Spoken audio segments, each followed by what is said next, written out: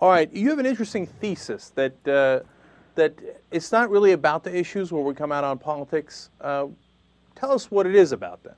Well, what we argue is that increasingly the polarization we're seeing, this incredibly acrimonious division between left and right, is based fundamentally on differences in personality between the two sides. And of course, not everybody on one side is of the same personality, but increasingly what we see is what we call an authoritarian personality that's come to dominate the base of the Republican Party, and a non-authoritarian personality dominate the base of the Democratic Party. And these personality types see the world, just basic questions about right and wrong, good and evil, black and white versus nuanced thinking in fundamentally different ways. Let's first understand what those different categories are, and then we'll see why you think that people are falling into those categories in the different political parties. What do you mean by authoritarianism? Well, so when we talk about authoritarians, you know, we're talking about an old concept in the social sciences that was sort of ignored for a long time in American politics. Originally, when people talked about authoritarian personality, they were trying to explain mass support for fascism in places like, you know, Germany during World War II.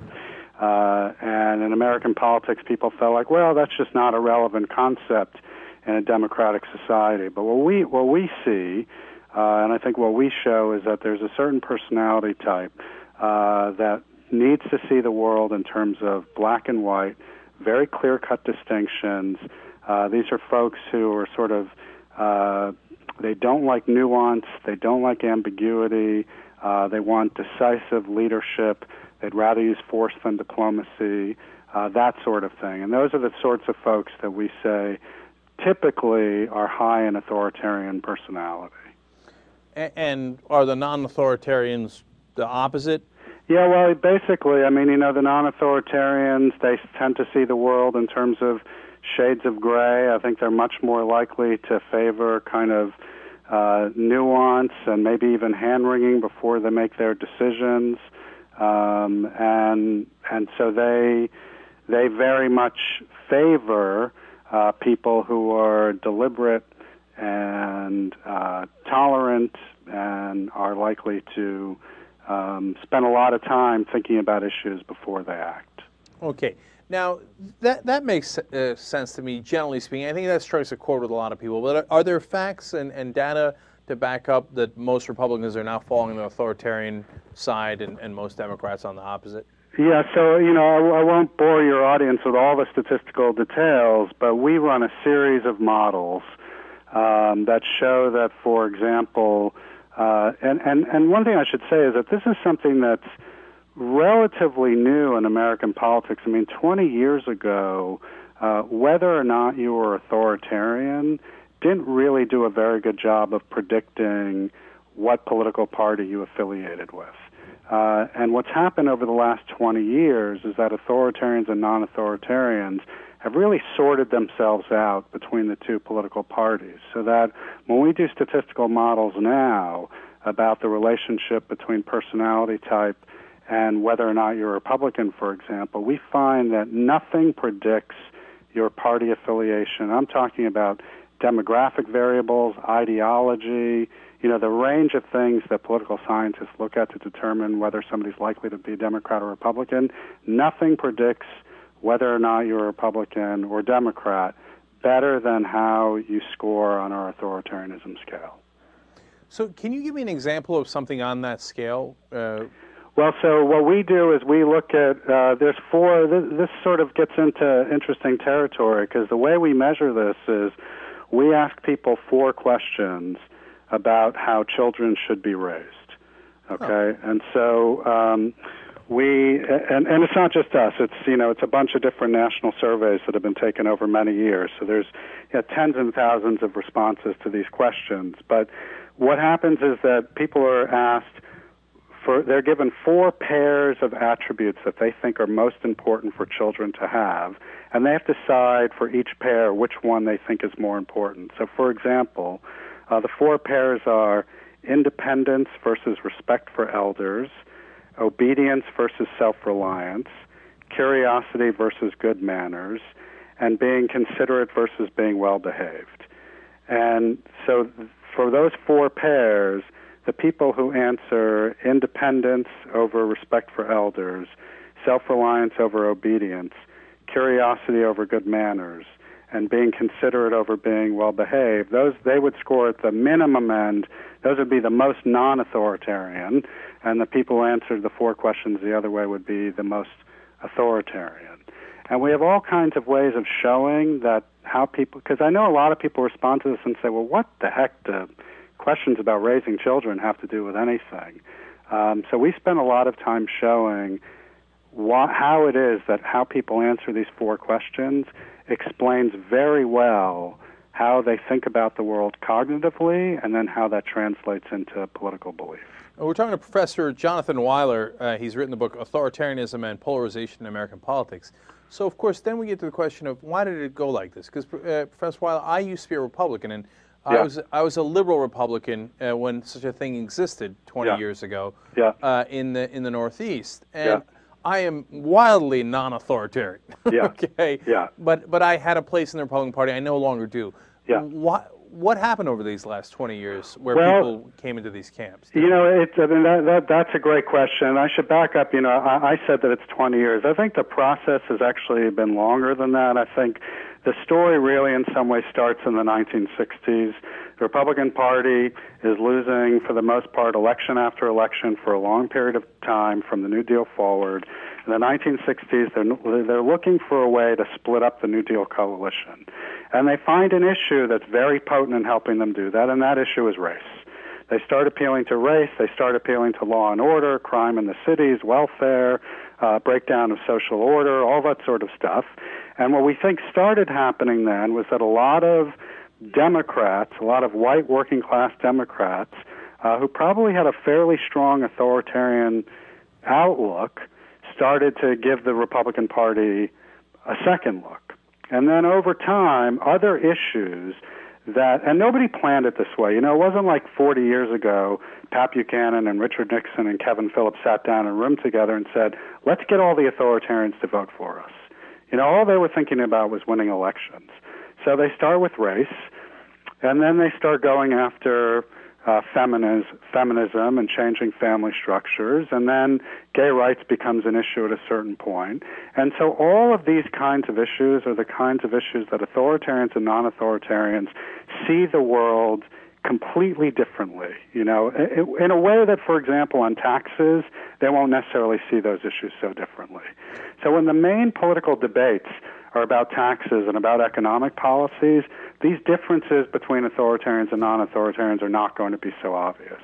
But once the kinds of issues that come to the fore that authoritarians and non-authoritarians are really diametrically opposed on, which have to do with issues of tolerance and changing norms in society and family structure, and then you add terrorism on top of all that, then I think that's how, over a long time, this process begins to move itself forward and we get this sorting. So folks like you know, who maybe you were a Republican for economic reasons, you wanted relatively low taxes, you know, you believed in some notion of limited government, you know, but at a certain point, the Republican Party, in your mind, isn't really about that anymore. It's about this very hard-nosed, simple-minded way of thinking about what in your mind are these serious, complicated issues. Well, you nailed it. That's what happened. Okay. Because, look, first of all, of course, the other half, it turns out the Republicans were joking or lying anyway. They never wanted to balance the budget. Fair enough. Yeah, right. Et cetera, right? And I was for lower taxes when the highest marginal tax rate was 70%. Yeah. I'm not for lower taxes when the highest marginal rate is 35%. Right. So, in today's Republican Party, there's no tax rate is low enough. So, right, exactly. So, but that's one half of the equation. But that's not really where they lost me. I mean, eventually it was, but they lost me at I'm against gays, I'm against Muslims, I'm against Mexicans, I'm against blacks. Yeah. Well, I'm not against those things. Yeah.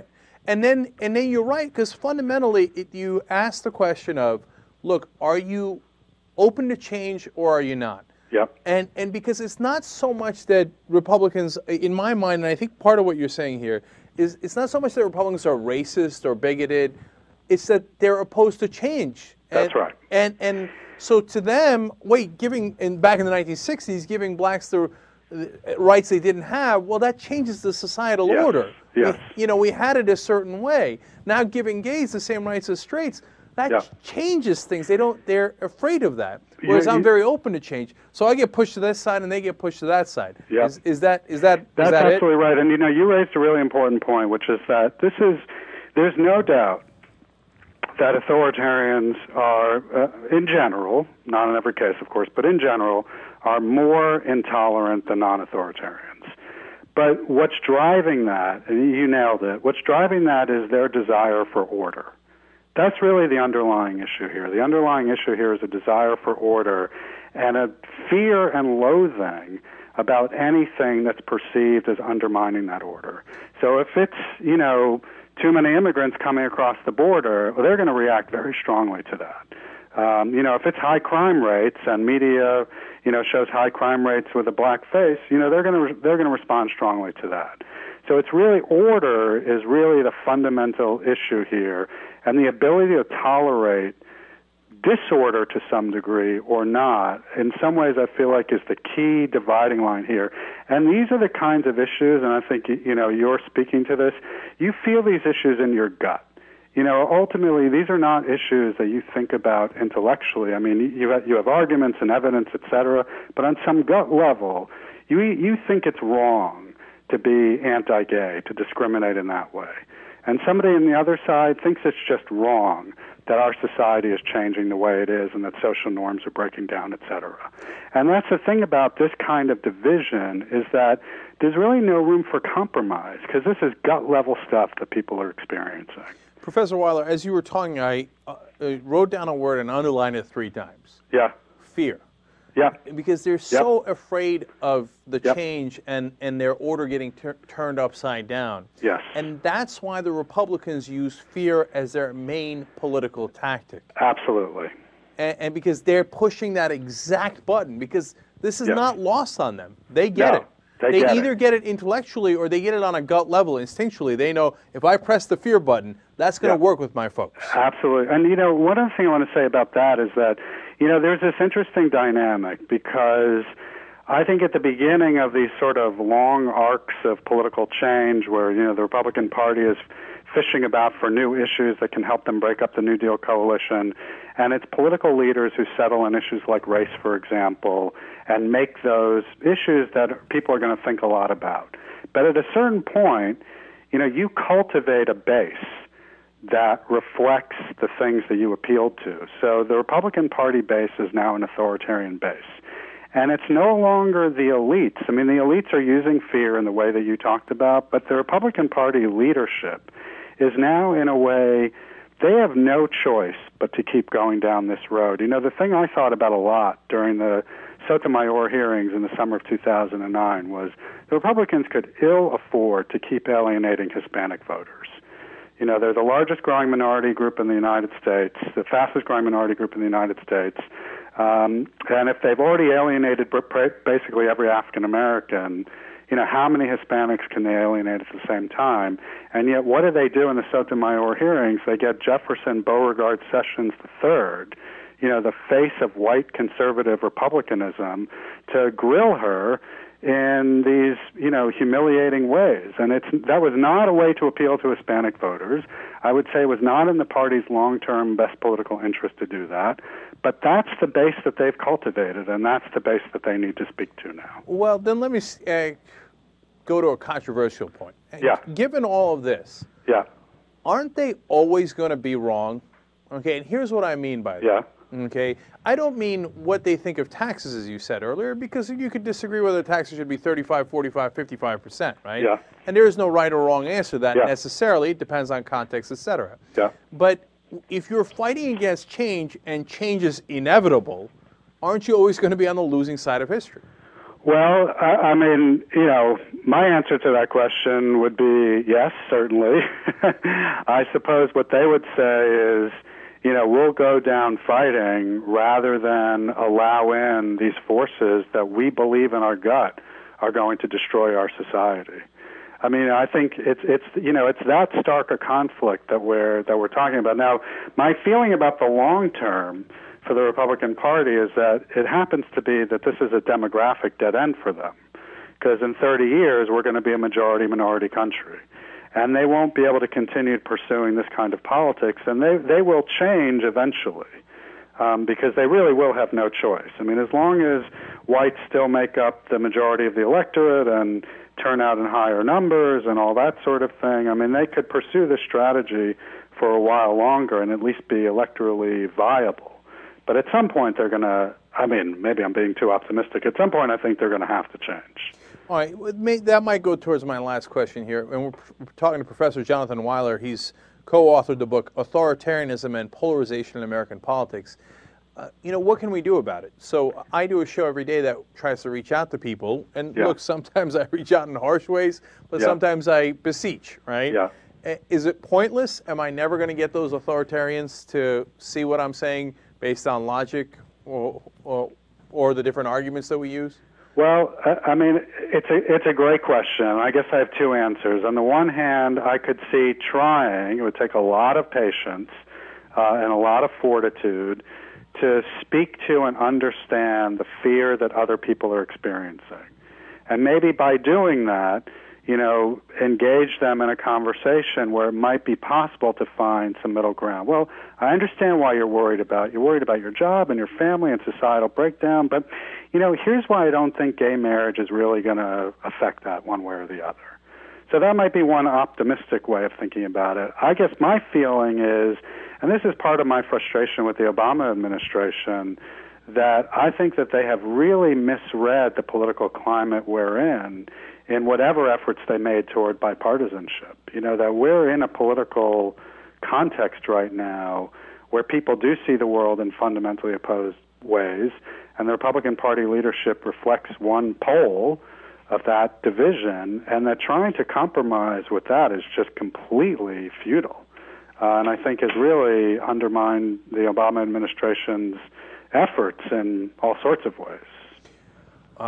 Great points. Very interesting book. The book is called Authoritarianism and Polarization in American Politics. Professor Weiler, thank you so much for joining us. Thanks for having me. All right, we'll be right back.